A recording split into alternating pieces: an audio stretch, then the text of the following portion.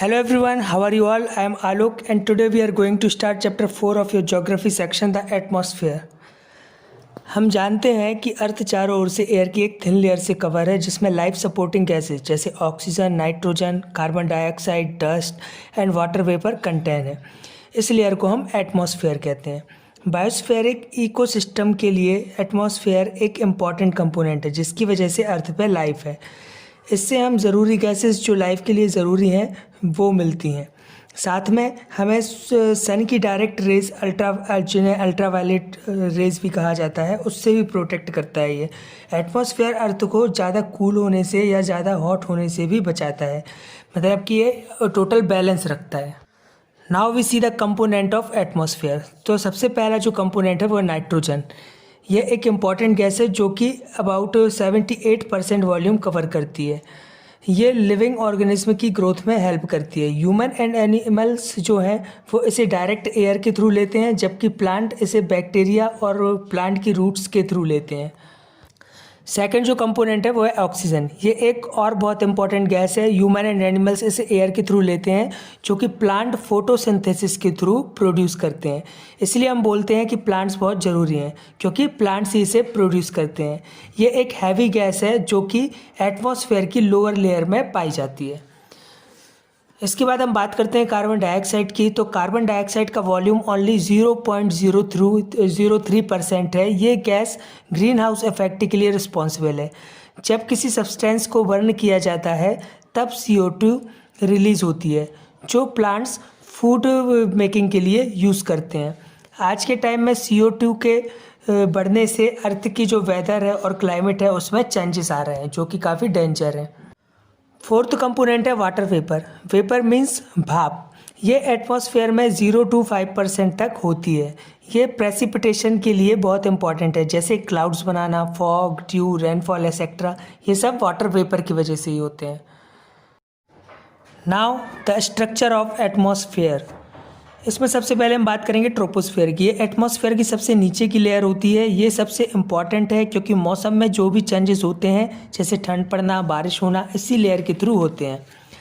ये 12 किलोमीटर ऊपर तक फैली हुई है अर्थ सरफेस से। वाटर वेपर, डस्ट पार्टिकल की प्रेजेंस की वजह से वेदर चेंज होते हैं। ट्रोपोस्फेयर हमें दिन में सन की हीट से बचाती है, साथ ही रात को गर्म रखती है। ट्रोपोस्फेयर के ऊपर जो लेयर है उसे बोलते हैं स्ट्रेटोस्फेयर, और इन दोनों के बीच की जो बाउंड्री है उसे हम ट्रोपोपॉज कहते हैं। सेकंड है स्ट्रेटोस्फेयर। ट्रोपोपॉज के ऊपर की जो लेयर है उसे बोलते हैं स्ट्रेटोस्फेयर। ये 12 to 50 किलोमीटर तक फैली हुई है। ये ग्रीक वर्ड से लिया गया है, नाम है स्ट्रेटोस्फेयर, जिसका मीनिंग होता है स्ट्रेटिफाइड लेयर। इसमें पहले कूलर एयर, फिर उसके ऊपर वार्मर, फिर और उसके ऊपर लाइटर एयर होती है। स्ट्रेटोस्फेयर के अपर पार्ट पे ही ओजोन लेयर, आपने सुना ही होगा ओजोन लेयर, जो कि हमें अल्ट्रावायलेट सन रेज से बचाती है। तो ओजोन लेयर इसके अपर पार्ट पे होती है। ट्रोपोपॉज को जब हम क्रॉस करते हैं तो 50 किलोमीटर तक की हाइट तक ये स्ट्रेटोस्फेयर फैली हुई है। यहाँ पे क्लाउड्स एब्सेंट रहते हैं, मतलब कि यहाँ पे बादल वगैरह नहीं होते हैं। और जो स्ट्रेटोस्फेयर है वहाँ पर एयर रूट्स हैं, मीन्स जितने भी एरोप्लेन्स वगैरह हैं, एयरप्लेन्स हैं, वो सब स्ट्रेटोस्फेयर में ही मूव करते हैं। अब जो स्ट्रेटोस्फेयर जहाँ ख़त्म होती है उसे हम बोलते हैं स्ट्रेटोपॉज। इसके बाद आती है मीजोस्फेयर। मीजोस्फेयर 50 to 80 किलोमीटर तक फैली हुई है जो कि स्ट्रेटोपॉज के ऊपर है। यहाँ पर आइस क्रिस्टल क्लाउड्स फाउंड किए जाते हैं और जो भी मेटल्स जो कि अर्थ पे गिरते हैं वो यहाँ पर ही बर्न होते हैं। अब जो स्ट्रेटोस्फेयर और मीजोस्फेयर के बीच में बाउंड्री है उसे मीजोपॉज बोला जाता है। इसके ऊपर आती है थर्मोस्फेयर। थर्मोस्फेयर सबसे वार्म लेयर है। ये मतलब 80 to 700 किलोमीटर ऊपर तक फैली हुई है मीजोस्फेयर के ऊपर। यहाँ पे जो टेम्परेचर रहता है वो 2000 डिग्री सेल्सियस रहता है, मतलब कि बहुत ज़्यादा टेम्परेचर है। और this layer has the ionosphere. यहाँ पे मतलब आयनोस्फेयर भी होता है, जो कि अपन बोलते हैं ना कि पार्टिकल्स, आयंस के पार्टिकल्स वो यहाँ पर पाए जाते हैं, जिसकी वजह से जो रेडियो सिग्नल्स हैं, जो भी हम मोबाइल या सिम यूज़ कर रहे हैं उसके रेडियो सिग्नल्स हैं वो, या फिर टीवी के जो रेडियो सिग्नल्स हैं वो रिफ्लेक्ट करके अर्थ तक वापस भेजता है। इसके ऊपर आती है exosphere. Exosphere outer most layer है अर्थ की, मतलब सबसे बाहर की लेयर। ये 700 to 10,000 किलोमीटर तक फैली हुई है। यहाँ पे हीलियम और हाइड्रोजन जैसी गैसेस पाई जाती हैं। यहाँ का टेम्परेचर बहुत ज़्यादा हाई होता है, जो कि 5500 डिग्री सेल्सियस तक बढ़ जाता है। Now weather and climate.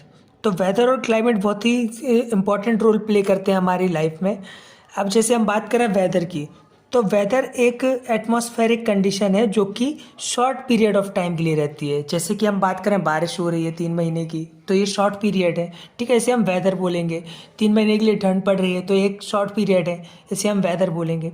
जबकि क्लाइमेट एक एवरेज स्टेट ऑफ वेदर है जो कि लॉन्ग पीरियड ऑफ टाइम तक रहती है। जनरली हम बात करें तो 30 to 35 ईयर्स तक किसी लार्ज एरिया पे एक ही सा वेदर है, तो इसे क्या बोलेंगे, हम क्लाइमेट बोलेंगे। जैसे कि अगर हम बात करें जम्मू एंड कश्मीर की, तो वहाँ हमेशा ठंडी रहती है, ओके। जैसे बात करें नॉर्थ ईस्ट एरियाज़ की जहाँ बारिश होती रहती है, तो बारिश साल भर होती है, तो वहाँ का वो क्लाइमेट है कि रैनी डेज रहते हैं हमेशा, या क्लाउडी रहता है, या फिर ड्राई रहता है, या फिर कोल्ड रहता है, तो वो क्लाइमेट है। लॉन्ग पीरियड ऑफ टाइम तक एक ही कंडीशन है।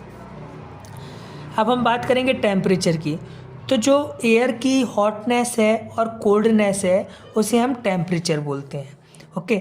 अब जो हीट सन से डायरेक्ट अर्थ पर आ रही है उसे हम बोलते हैं सोलर रेडिएशन, और जो हीट अर्थ एब्जॉर्व कर लेती है उसे हम बोलते हैं इंसोलेशन।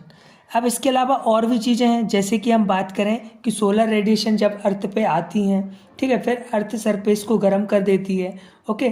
अब जो है अर्थ भी हीट क्रिएट करती है इस सोलर रेडिएशन से, और एटमॉस्फेयर को वापस रेडिएशन देती है, मीन्स वापस हॉटनेस देती है। तो जब अर्थ की जो गर्मी है वो वापस एटमॉस्फेयर पे जाती है, एटमॉस्फेयर को वापस रेडिएट करती है, उसे बोलते हैं हम टेरेस्ट्रियल रेडिएशन। और ये जो है वो हमारी इंसुलेशन जो है उससे ज़्यादा हीट प्रोवाइड करती है अर्थ को। Now factors affecting temperature. इसमें सबसे पहले हम बात करेंगे लैटिट्यूड की। अर्थ ग्लोब आपने देखा ही होगा, उसमें जो हॉरिजेंटली और वर्टिकली लाइंस होती हैं उसे हम बोलते हैं लॉन्गिट्यूड और लेटीट्यूड। तो जो लेटीट्यूड है वो पहला फैक्टर है। इसमें जो इक्वेटर्स होते हैं वहाँ पे सन की जो रेज हैं वो डायरेक्टली पड़ती हैं, तो वो एरिया जो है वो वार्म रहता है। फिर धीरे धीरे इक्वेटर से जैसे जैसे मतलब दूरी घटती जाती है, तो वहाँ पे जो सन की रेज हैं वो एक एंगल में डिवाइड हो जाती हैं, डायरेक्ट नहीं पड़ती हैं, एक मतलब एंगल के थ्रू पड़ती है, उनका एंगल थोड़ा सा दूर हो जाता है, तो वहाँ पर थोड़ी कोल्डनेस होती है, वहाँ पे कम हीट होती है। उसके बाद आ जाते हैं हीट जोन्स। अब जो भी इक्वेटर्स हैं वहाँ का टेम्परेचर बहुत ज़्यादा हाई होता है, ओके, तो उन्हें अलग अलग हीट जोन्स में डिवाइड कर दिया है। उसके बाद होते हैं टॉरेट जोन। टॉरेट जोन जो है ट्रॉपिक ऑफ कैंसर और ट्रॉपिक ऑफ कैप्रिकॉन, इसके बीच का जो एरिया होता है उसे हम बोलते हैं टॉरेट जोन। यहाँ पे मैक्सिमम इंसुलेशन होता है, जो सनरेज है वो वर्टिकली पड़ती है, इसलिए इसको हॉटेस्ट पार्ट ऑफ अर्थ बोला जाता है। इसके बाद होते हैं temperate zone. Temperate zone Tropic of Cancer और आर्कटिक सर्कल के बीच का पार्ट होता है, जैसे northern hemisphere and the Tropic of Capricorn और एंटार्क्टिक सर्कल जो सदर्न हेमिस्फीयर में है, इन्हें टेम्परेट जोन में रखा गया है। यहाँ पे मॉडरेट क्लाइमेट होता है, ना ज़्यादा बहुत ज़्यादा हाई होता है, ना बहुत ज़्यादा लो होता है। उसके बाद आता है फ्रिगेट जोन। फ्रिगेट जोन जो है वो आर्कटिक और एंटार्क्टिक सर्कल के बीच का पार्ट है, जैसे कि हम बोलें कि नॉर्थ पोल और साउथ पोल। यहाँ पर जो सनरेज है वो बहुत ही मुश्किल से पहुँच पाती हैं, तो ये coldest part of the earth कहलाता है। Now measure of temperature. अब जो टेम्परेचर को मीज़र करते हैं उस इंस्ट्रूमेंट को बोलते हैं थर्मोमीटर। आपने घर में भी देखा होगा कि टेम्परेचर नापते हैं, बुखार वगैरह नापने के लिए थर्मामीटर यूज़ करते हैं। तो ये जो मीज़र करता है टेम्परेचर को, उसकी 2 यूनिट होती हैं, एक होती है फ़ारेनहीट और दूसरी सेल्सियस स्केल। अब जो फ़ारेनहीट स्केल होता है उसका फ्रीजिंग पॉइंट होता है 32 डिग्री फ़ारेनहीट, और जबकि बॉइलिंग पॉइंट होता है 212 डिग्री फ़ारेनहीट। और सेल्सियस स्केल की बात करें तो इसका फ्रीजिंग पॉइंट होता है 0 डिग्री सेल्सियस, जबकि बॉइलिंग पॉइंट होता है 100 डिग्री सेल्सियस। अब हम फ़ारेनहीट को सेल्सियस में कन्वर्ट कर सकते हैं, और इसी तरह सेल्सियस को भी फ़ारेनहीट में कन्वर्ट कर सकते हैं। उसके कुछ फार्मूले दिए गए हैं। तो यहाँ पे आप पहला फार्मूला देख रहे होंगे, degree Fahrenheit equals two degree Celsius into 9/5 plus 32। ऐसे करके हम सेल्सियस को फ़ारेनहीट में कन्वर्ट कर सकते हैं। और जब फ़ारेनहीट को सेल्सियस में कन्वर्ट करना हो तो दूसरा फार्मूला दिया गया है, degree Celsius equals two degree Fahrenheit minus 32 into 5/9। अब हम बात करते हैं ह्यूमिडिटी की। अब जो amount of water vapour air में प्रेजेंस है उसे हम बोलते हैं ह्यूमिडिटी। अगर जो amount of water vapour air में बहुत ज़्यादा है तो हम बोलेंगे कि ह्यूमिडिटी ज़्यादा है, और अगर ये कम है तो उसे बोलेंगे कि ह्यूमिडिटी कम है।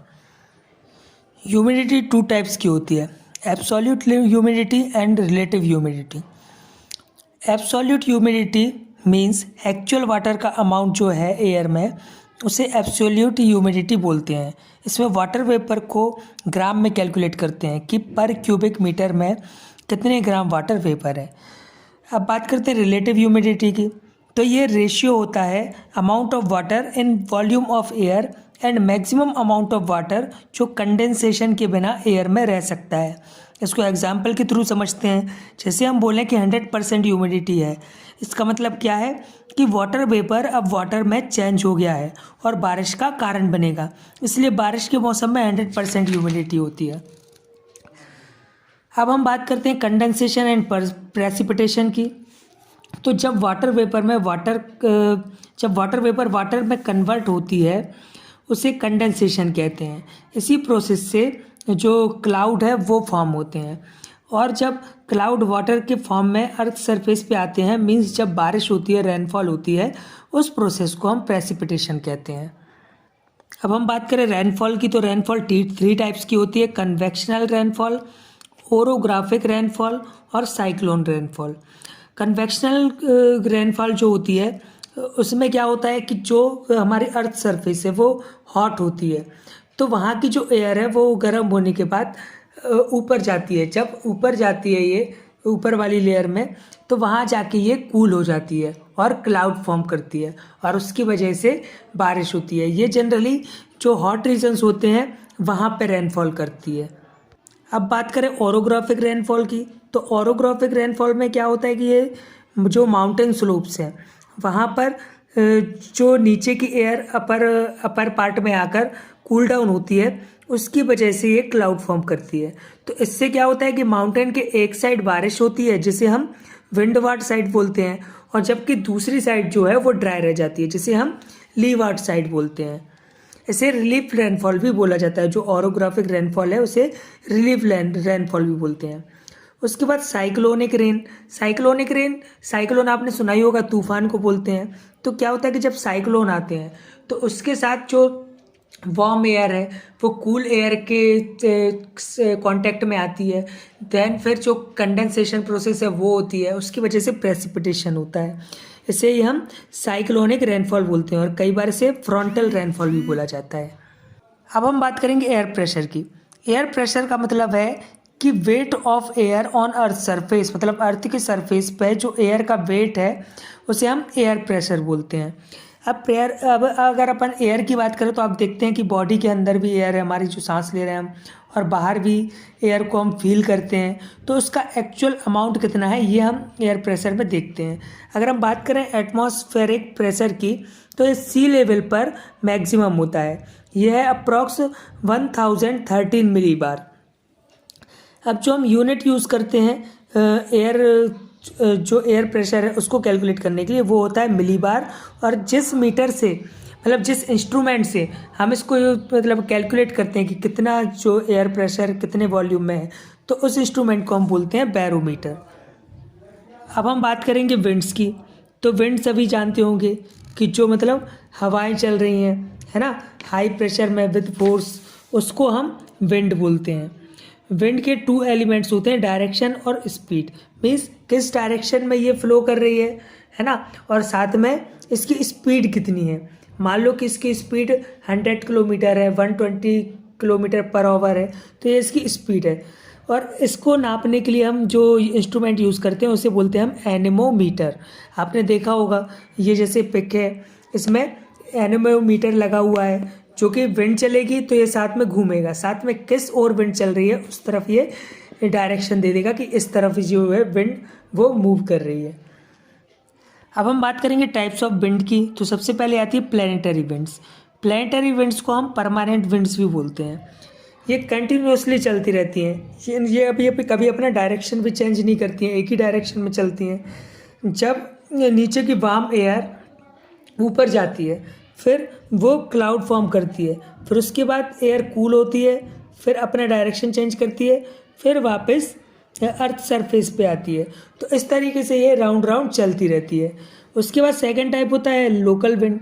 लोकल विंड वो होती है कि जो पर्टिकुलर हमारे स्मॉलर एरिया में जो भी कंडीशंस हैं उसके कारण ये डेवलप होती हैं, जैसे लू, चिनूक, फोएन और हैरमाटन, ये लोकल विंड्स के एग्जाम्पल हैं, जो कि वाटर के या फिर लैंड के हीट होने से जो बैलेंस बिगड़ता है उसके कारण डेवलप होती हैं। उसके बाद आती है सीजनल विंड्स। सीजनल विंड्स जैसे आप देखते हो कि मानसून विंड्स है, जब मानसून आता है तो बे ऑफ बंगाल, जो हमारा बंगाल की खाड़ी है, या फिर हमारा जो अरब सागर है, सी ऑफ अरेबियन, तो वहाँ से जो मानसून उठता है तो वो विंड्स के थ्रू ही मतलब हमारे पर्टिकुलर एरियाज में फैलता जाता है और बारिश करता है। तो ये सीजनल विंड्स है। जैसे आप देखोगे कि अभी ठंड का समय है तो जो हमारा नॉर्थ साइड से विंड आती है तो कूल होती है वो, उसकी वजह से ठंड आ जाती है, तो इन्हें सीजनल विंड्स बोला जाता है। हमारा चैप्टर यहीं ओवर होता है। अगर कुछ क्वेरीज हो तो आप डायरेक्ट मुझसे पूछ सकते हैं। Thank you so much for watching the video.